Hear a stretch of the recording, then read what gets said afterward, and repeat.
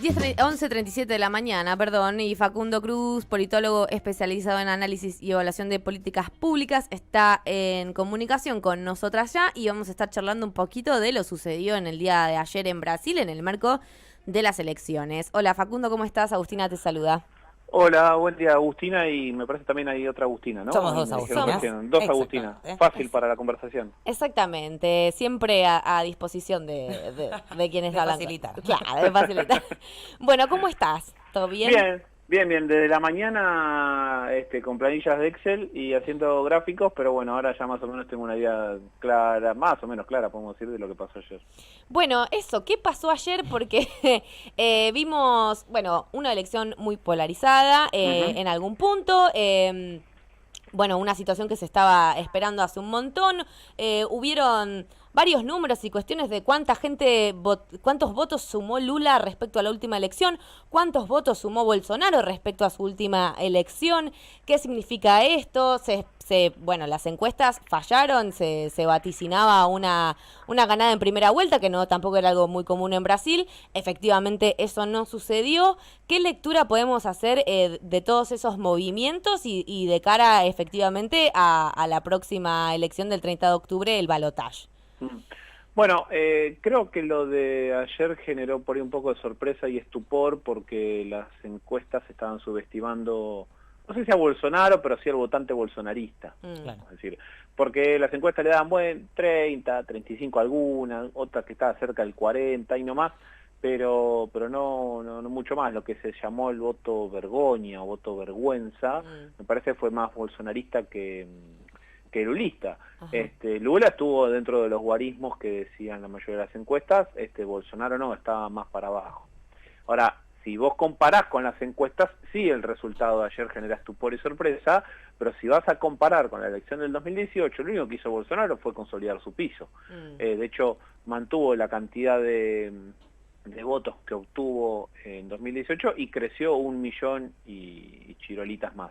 Eso en términos de la democracia brasilera, que hablamos de una democracia de 156 millones de votantes, no mueve tanto el amperímetro. Claro. Acá en Argentina, 1 millón de votantes te pueden hacer gobernador o hacer perder el trabajo.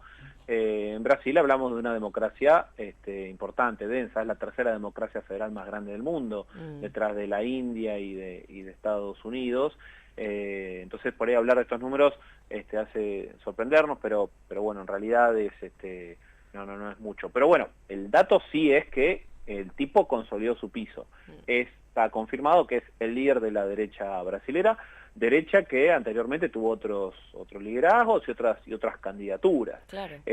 Sí hubo un salto, o sea, hubo una consolidación de ese votante de derecha, creció respecto de elecciones anteriores, pero no creció tanto como sí creció, por ejemplo, Lula y el PT. Claro. Lula aumentó unos 16 millones de votos, lo que había sacado Fernando Haddad, el candidato del PT en el 2018 que pierde frente a Bolsonaro. Incluso Lula mejora su desempeño respecto de las elecciones que lo confirman como presidente. Y el salto que se da entre la elección anterior y esta es similar al salto que se da entre el fallido resultado de Lula en el 1998, que pierde contra Fernando Henrique Cardoso, y cuando finalmente gana la elección en el año 2002 contra José Serra. Ese salto en votos es bastante similar, o sea, el salto entre 98 y 2002 es bastante similar al salto entre 2018 y 2022, lo cual nos muestra que ese correrse hacia el centro y sumarlo a Alckmin, un viejo rival del PSDB, como candidato a vice, terminó rindiendo frutos para él. Sí, y además, digamos, si bien Lula, bueno, efectivamente salió puntero en la votación de ayer, también se renovaron un montón de bancas en todas, digamos, las cámaras legislativas. Y ahí Bolsonaro sacó gran ventaja. Primer comentario respecto a cómo funciona el Congreso brasileño. Es un Congreso que siempre está muy fragmentado. En esta oportunidad vamos a tener un nivel de fragmentación similar a que nos dejó las elecciones del 2002, del 2006 y del 2010. Esto muestra un Congreso tan fragmentado como en ese momento, que más o menos hay un indicador de ciencia política que nos permite saberlo con precisión, pero podemos hablar de que hay 10 bloques importantes. Obviamente son muchos más, pero en la imagen simbolicemos 10 bloques importantes. Esto es menor respecto a los últimos años, que la elección pasada dejó 16 bloques importantes. Estamos hablando de una caída del 50%. Un Congreso un poquito más concentrado, pero igualmente alto. Nuestro Congreso Nacional, por ejemplo, no tiene una fragmentación que ni se le acerca a 10. Estamos por debajo de 5, en torno a 4 debe estar el número. Entonces, hablamos de un Congreso fragmentado para la norma general, pero menos fragmentado que los últimos congresos brasileños. En términos de qué poder de fuego va a tener cada uno, en el Senado, lo que serían los partidos bolsonaristas, que no necesariamente Bolsonaro es su líder, pero ellos se identifican con la propuesta de Bolsonaro, en el Senado tuvo 21% del recinto, y en la Cámara de Diputados el 28% del recinto. Esto deja al bolsonarismo menos de un tercio de las bancas identificadas con ese liderazgo. Ahora, los partidos identificados con Lula, los partidos lulistas, tienen el 15% del Senado y el 21% de la Cámara de Diputados. Estos son valores similares a los que ha ganado Lula en las veces que ha competido. ¿Esto qué deja? Y deja más de la mitad de cada Cámara, el 64% del Senado y el 51% de la Cámara de Diputados, con partidos que son fluctuantes, que van y vienen para cada lado y que, de acuerdo a una tradición política brasileña no escrita, juegan para el mejor postor. Con lo cual esto nos muestra que el bolsonarismo no logró tanto poder de fuego dentro del Congreso, sí tiene una ventaja respecto de Lula, el bloque legislativo que lo apoya, pero ambos van a tener que salir a contentar a ese más de la mitad de cada cámara para, primero, lograr apoyo político-electoral para el balotaje y, segundo, garantizarse gobernabilidad en los 4 años que tengan quien gane el acceso al Palacio Planalto, que es la sede de gobierno de Brasil.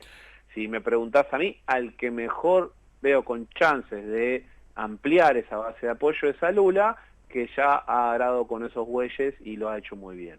Claro, entonces sentís que o te parece, opinás que para la gobernabilidad, efectivamente, si es que llega a ganar Lula en el balotaje, digamos, tiene ventajas, tiene las de ganar, por así decir. Sí, a ver, tiene ventajas porque lo ha hecho y lo ha hecho bien.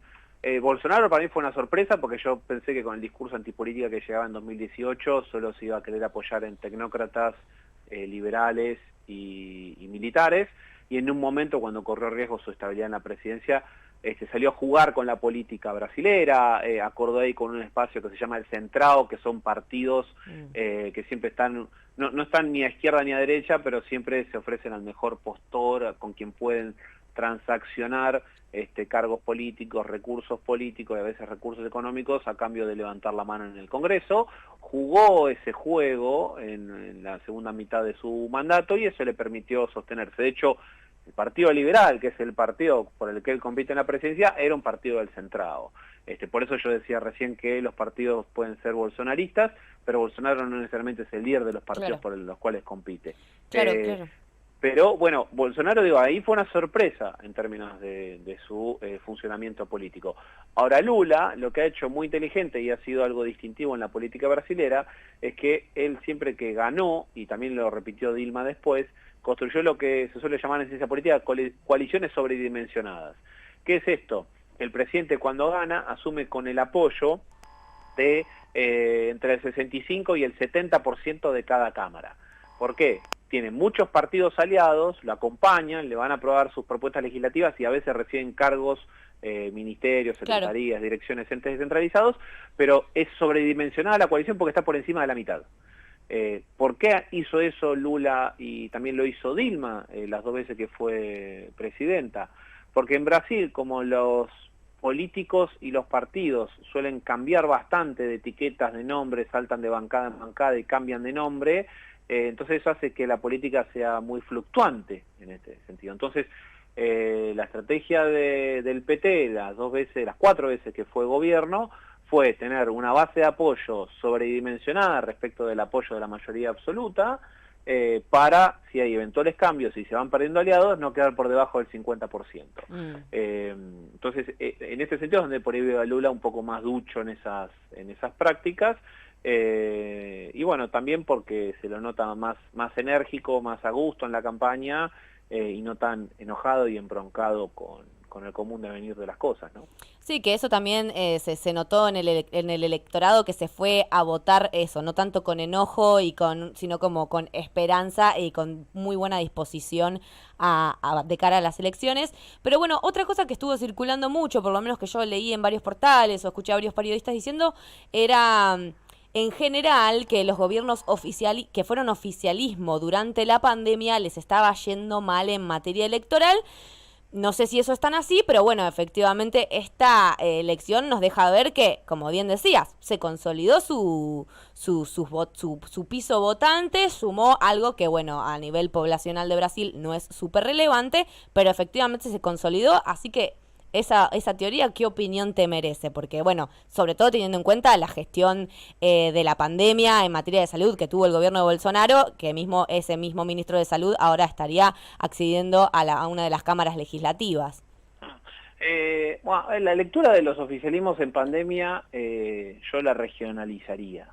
Porque ahí, bueno, yo escribo un newsletter que se llama La Gente Vota en cenital.com, si me permiten aprovecho a pasar el chivo. Por favor. Y en su momento estuvimos conversando con Iván Yardowski, que es bueno el fundador del medio, sobre esta cuestión de los oficialismos en pandemia. Y algo me decía que no era del todo así, que perdían durante la pandemia. Y nos pusimos a juntar los datos, sacamos una serie de informes al respecto, y encontramos que, actualizada hasta abril de este año, por ejemplo, desde la primera elección que se celebra en pandemia, de cada 10 oficialismos que van a elecciones, 7 ganan y 3 pierden. Eso es en todo el mundo. Ahora, cuando vas a buscar los continentes, en Europa esa relación se mantiene de 70-30, pero América es el único continente en el cual los oficialismos pierden. Porque Asia y África también ganan los oficialismos, ahí tenés otras condiciones no necesariamente muy democráticas que digamos, con lo cual los oficialismos tienen mucha más ventaja y no es muy equitativa la elección, tenés países con débiles credenciales democráticas, entonces ese número se te infla, de hecho en Asia y en África la relación es de 80-20, en América es el único continente, junto con Oceanía, que la relación se invierte, es de 40-60, o sea, 4 victorias y 6 derrotas. Más o menos, bueno, Oceanía lo consideramos, pero tuvo pocas elecciones, porque 5 países nomás celebraron elecciones. Pero de la cantidad de elecciones que se celebraron en América son similares a las europeas, y ahí la relación se invierte. Entonces, en ese sentido, uno puede decir que, bueno, el oficialismo brasilero en este momento, y sobre todo con la gestión muy errática y negativa en términos valorativos que se hizo de la pandemia, Bolsonaro sigue siendo igual un activo electoral para la derecha brasilera. Esto puede tener dos lecturas: o apuestan por él porque no hay otro candidato competitivo en la derecha, o la gente considera que no hizo una mala gestión de la pandemia. El primero sentiría que es algo cotidiano en política, el segundo me parece preocupante. Totalmente preocupante.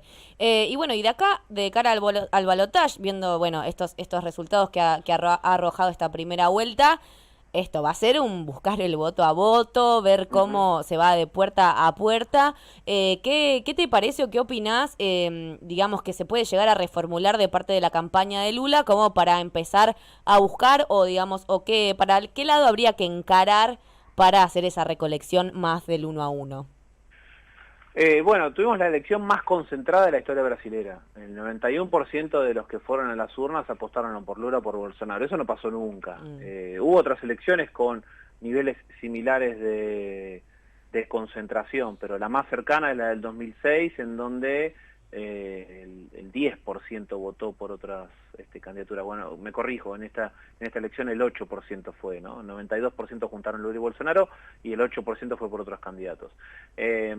Con lo cual ahí tenés un cardumen chico, que tampoco sabés mucho, o por lo menos yo no tengo información sobre para quién pueden inclinarse. Las encuestas decían que la mayoría de los votantes de Ciro Gómez, que era una candidatura de centroizquierda, y la mitad de los candidatos de Tebet, que es la candidata del Movimiento Democrático Brasileño, un partido de centro que de hecho fue el que traiciona a Dilma Rousseff en aquel impeachment, iban a inclinarse por el PT.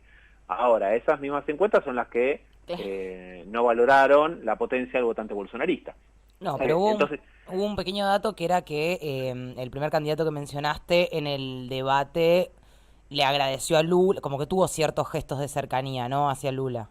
sí, tuvo ciertos gestos de cercanía hacia Lula, pero sí hizo una campaña muy antipetista. Claro.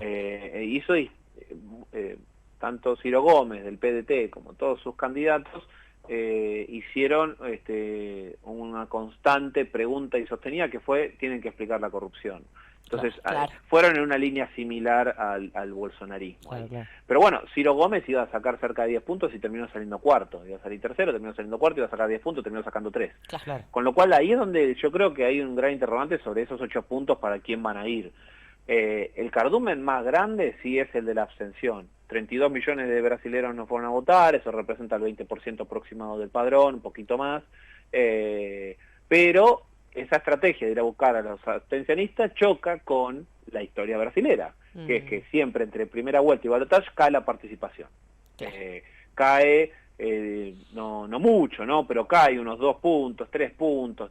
Cae la vez que más cayó fue la primera elección de Dilma Rousseff, que hubo casi 5 millones de votantes que no fueron al balotaje y bajó la participación 3,5 puntos. Entonces, en ese sentido, hay que ver qué estrategias definen y dónde se concentran. Yo creo que obviamente van a ir el todo por el todo, porque cada voto suma, pero bueno, digamos que hay un cardumen que es el más grande, el más difícil, porque la historia reciente muestra que no es fácil de convencer a que sigan saliendo a votar, y hay un cardumen más chico, pero que está más movilizado, que es el de los candidatos que no superaron los 5 puntos y que todos agrupados suman 8%. Entonces, me parece que van a tratar de delinear estrategias para ambos. Ahí hay que ver cómo lo activan. Lula se lo nota más tranquilo, se lo nota más animado, se lo nota más enérgico, más feliz haciendo campaña. Sí. Bolsonaro replica un poco mucho el discurso que ha sostenido estos años, una persona más enojada, más descontenta, más detractora de la política tradicional y tratando de apelar más a que salgan a votar con bronca que con felicidad. Y ese salir a votar con bronca en los niveles de violencia política que se han alcanzado en Brasil, a mí por lo menos me genera temor y preocupación. Sí, de hecho una de sus declaraciones fue, entiendo que hay voluntad de cambio, pero ciertos cambios pueden ser para peor, ¿no? Ya empezando Claro. a agitar una... Ahí sí, ahí me hace acordar mucho al resultado de las PASO que tuvo Cambiemos en el año 2019, y en donde la responsabilidad por la corrida bancaria terminó siendo un resultado electoral que fue favorable hacia un espacio político, fue el Frente de Todos. Entonces, replicar ese discurso es propio de oficialistas que piensan que puede haber otro resultado y terminan, bueno, llevándose la sorpresa cuando ven la carga de los datos. Totalmente. Facundo Cruz, muchas gracias por haber charlado con nosotras aquí en FM Boedo. Te mandamos un abrazo grande. Un abrazo a ustedes, muchas gracias por el contacto, cuídense mucho, hasta pronto.